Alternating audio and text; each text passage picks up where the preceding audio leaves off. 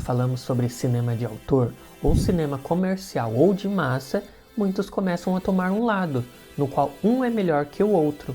Entretanto, o cinema de autor não está contra o cinema comercial, os dois se mesclam, pois mesmo que o cinema de autor busque uma maior liberdade criativa, o cinema comercial busca nos convencer do real. Nos anos 50, na França, o termo política dos autores foi criado por jovens críticos da revista Carré do Cinema. Entre eles, grandes nomes da Nouvelle Vague, como Jean-Luc Godard, Alain Resnais, Éric Rohmer, Claude Chabrol, Agnès Varda, Chris Marker e François Truffaut. O termo procura uma reflexão sobre o processo de produção do cinema. Os autores são os diretores que buscam trazer para a tela a sua expressão pessoal com a câmera. Ele busca escrever um novo mundo de estilo, enquadramentos, música e tema. Atualmente, o cinema de autor mescla-se com o cinema comercial. Um exemplo simples é os filmes do Quentin Tarantino, David Fincher, Wes Anderson, que possuem seu próprio estilo, mas que ao mesmo tempo atingem um grande público e são produzidos por grandes estúdios de cinema. De certo, os grandes estúdios possuem grandes orçamentos e tecnologia para trazer ideias maravilhosas para o cinema, mas também são os grandes parasitas que a tudo controlam. É impossível não lembrar do ruim Alien 3, dirigido por Fincher, em sua estreia na direção, que foi marcado por polêmicas e desacordos com o estúdio, trazendo para um público um filme mal executado e sem sentido, mesmo que possua algumas ideias interessantes. Desde seu nascimento, a indústria de cinema vive em uma espécie de guerra.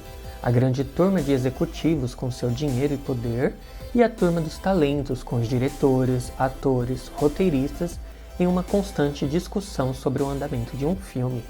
Como disse John Warner, um dos fundadores dos estúdios Warner Bros., não quero que fique bom, quero que fique pronto na terça. Esse pensamento de Warner nos remete a uma cadeia industrial que precisa entregar o seu produto na data estipulada. Mas os filmes não são apenas um produto, são também a pura forma de arte que continua em grande evolução. Como cinéfilo, eu adoro entrar em sites de cinema e ver as novas notícias. Quais filmes estão sendo produzidos, assistir o trailer novo, buscar conhecer as fofocas do meio. Mas quando eu vejo notícias de demissões com um termo muito bonito de diferenças criativas, um sentimento surge, e a conclusão é a simples falta de liberdade criativa impostas aos diretores, roteiristas e até mesmo aos atores. Acrescente-se que renomados diretores de cinema também passaram por várias divergências criativas com seus estúdios. Quando estava produzindo Decifrando sobre o filme 2001, Uma Odisseia no Espaço, conheci um pouco mais das situações que Stanley Kubrick passou para produzir o filme. Segundo o livro de Mike Benson sobre 2001, boa parte da pressão que o estúdio exerceu sobre o diretor nas últimas fases da produção de 2001 continua obscura, mas ninguém que trabalhou com ele duvida de que tenha existido e sido grande. Colaboradores como Doug Trumbull notaram com gratidão que Kubrick agia como uma espécie de parede corta-fogo, sem jamais transferir o peso de seus ombros para seus subordinados, mesmo que sua atitude se tornasse a de alguém cada vez mais preocupado e menos alegre.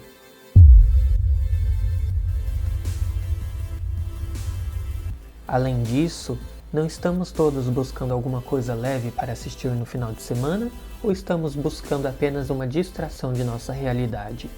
Hoje em dia, o cinema, a televisão e até mesmo as séries são produtos de massa. Estamos sempre esperando a data de lançamento do novo filme do herói, a nova série do serviço de streaming, a nova novela do canal de televisão. Com efeito, nos tornamos pessoas receptoras de conteúdo. Não escolhemos um conteúdo. São as grandes empresas com seus algoritmos que nos sugerem um novo conteúdo. E assim, acreditando que estamos escolhendo, clicamos e assistimos. A diversão narcótica, por algumas horas, até que chega ao final e então voltamos para a realidade. O cinema de massa, para José Guilherme Merkel, em seu livro Formalismo e Tradição Moderna, é afinal um cinema quiche, e como toda produção quiche, é uma estética do digestivo, a percepção do espectador já é prevista, controlada e facilitada de modo que lhe reclame o mínimo possível de esforço cognitivo e o máximo de distração narcótica.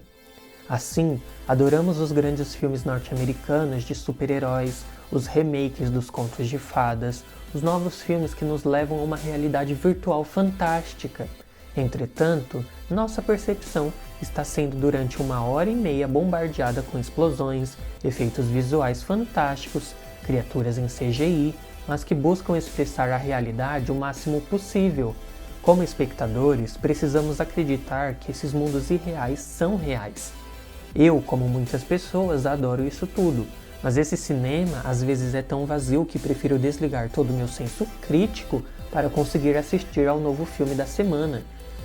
Como resultado, o cinema comercial é produzido com o intuito de gerar dinheiro. Quanto mais filmes do mesmo estilo, mais estamos criando uma fórmula.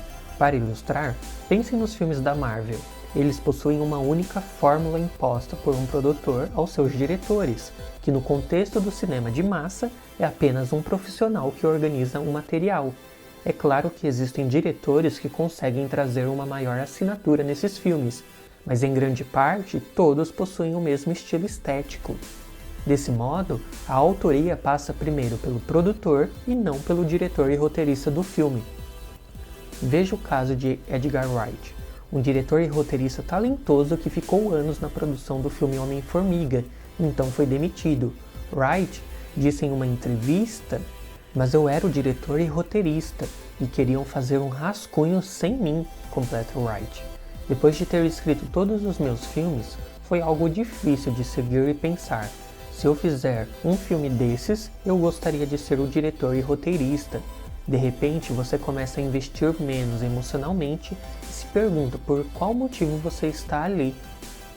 Consequentemente, voltamos à falta de liberdade criativa. O cinema comercial, em princípio, não pode ousar ou mesmo complexar suas obras. Os diretores ficam presos a um sistema no qual a trama do filme é criada e apenas repassada. Os diretores irão organizar o todo, como se tivessem um cargo elevado. Entretanto, o cinema comercial pode e continua a evoluir com inovações tecnológicas para trazer ainda mais distração narcótica ao espectador."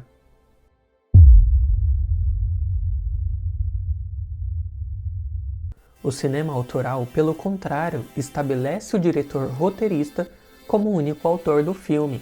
Ele é o único que seleciona o que será o filme, para assim o espectador escolher assistir, mas sabendo que o mundo de imagem que irá assistir é apenas uma manipulação técnica com vários signos que surgem na forma de um longo produto audiovisual, que representa uma concepção da realidade, mas não busca a própria realidade. Aqui temos a visão própria do diretor, visão essa que permeia todo o filme. Como diretor, criador, temos as obras de Hitchcock, os filmes de Tarkovsky, os mundos de Kubrick, o tempo de Bela Tarr, o sangue de Tarantino, a estética simétrica de Wes Anderson e muito, mas muito mais.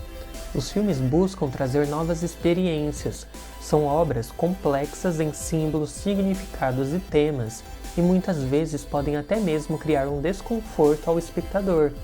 Mas saiba que esse desconforto é porque estamos assistindo algo novo e diferente, feito principalmente por razões estéticas em vez de lucro comercial. A estética do cinema é, portanto, o estudo do cinema como arte, o estudo dos filmes como mensagens artísticas. Assim como muitas crianças brasileiras, eu cresci assistindo filmes norte-americanos, animação, suspense, ação, drama, terror, entre muitos outros gêneros.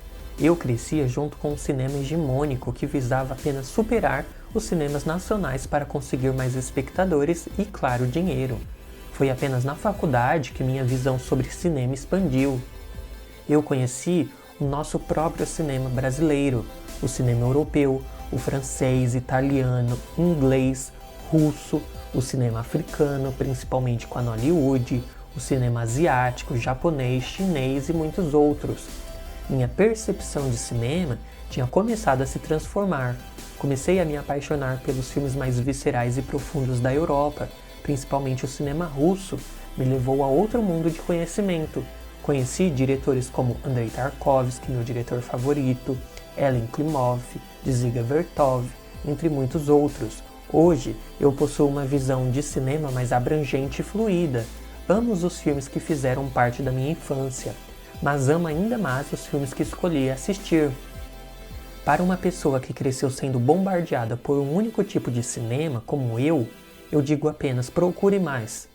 Existem um mundo inteiro de filmes maravilhosos a serem descobertos.